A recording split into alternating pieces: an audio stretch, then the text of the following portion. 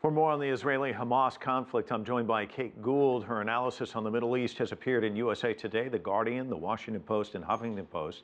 She's a Middle East policy analyst and a peace advocate at the lobbying group Friends Committee on National Legislation. Kate, thanks so much for coming in. Thanks for having me here. You must be extremely disappointed that the ceasefire collapsed. Is there any way to kind of stitch this thing back together quickly, or? Certainly. I mean, of course, it is devastating to see how quickly the ceasefire collapsed. But also, because of that, we've seen that the kind of ingredients that we need to get a lasting ceasefire. We were closer than ever with this round in terms of seeing that lasting ceasefire. We know how this is going to end. It's going to end with a ceasefire agreement negotiated between Israel and Hamas. And the key ingredient here is lifting the blockade. That's just a key factor that is essential for ending the violence.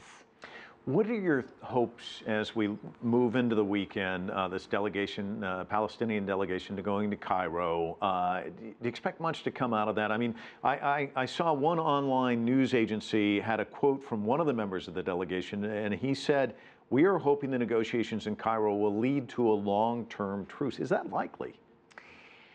It really depends on what kind of resolve there is from the international community to stop this violence. And it depends on both the Palestinian delegation that's going, it depends on the will in the Israeli government, and also on where the U.S. is on this. Of course, we see that in the last escalation of violence in 2012, it was Secretary Clinton that helped negotiate that ceasefire agreement that required lifting the blockade. But no progress was made toward lifting the blockade, and that is a key factor as to why the violence has erupted yet again.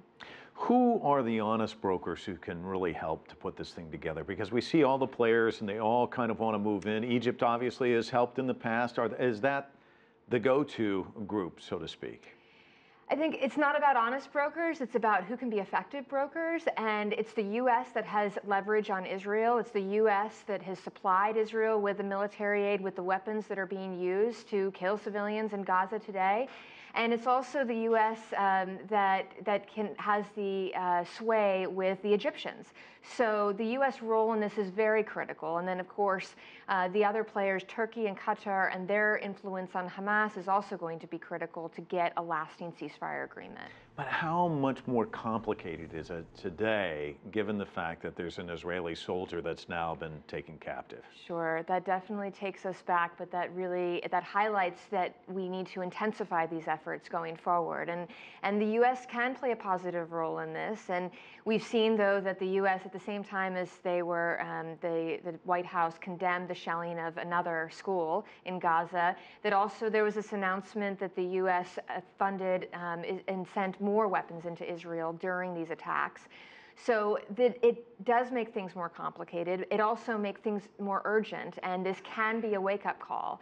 So it's time to see whether this will be seized on by the Obama administration and by all the players involved. Elizabeth Weingarten recently wrote a piece in Time magazine. I want to get your thoughts on this. Yeah. It was rather thought-provoking, I thought. She wrote, and I want to quote it accurately, "Bill Clinton got the photo op handshakes, but in the end failed. So did Nobel Peace Prize winner Jimmy Carter. John Kerry joins a long list of men, Yasser Arafat, Yitzhak Rabin, Ehud Baruch, George Mitchell, who have unsuccessfully tried to forge peace in the Middle East. All of them failed. All of them were men. It's time to have a woman at the table. You're a woman. I want to get your thoughts on it. I mean, would that change the dynamic, or is that just wishful thinking?" Well, it's certainly important to have women at the helm of peacemaking efforts, but also we have to think about a fundamental rethinking of U.S. policy toward the Middle East, toward Israel, toward the Palestinians, and toward the world, and look at shifting from this militarized approach that sends in all these weapons that is actually fueling the violence. It's not just failing at bringing about peace, it's actually bringing about more violence. So we have to look at upholding this call for an arms embargo to stop the violence, and also use the leverage that it has with Israel to press for a lasting peace, and encourage all sides. Turkey and Qatar as well, Egypt, all of these players have a role to play in stopping the violence. You said the U.S. rethinking, but doesn't it seem like the Palestinians and the Israelis, that the positions never change? It seems like it always starts, I mean, this peace process that John Kerry was involved in, it's going to be 9 months, we're going to get things done, there's not going to be any leaks to the press. It went nowhere.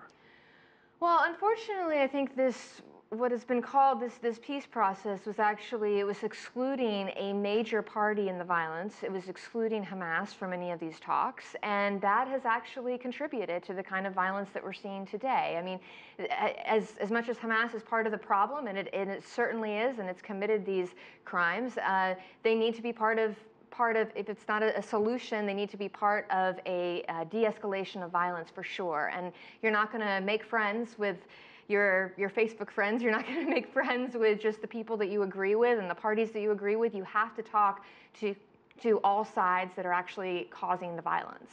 All right, Kate Gould, thank you so much for coming in. Certainly appreciate it.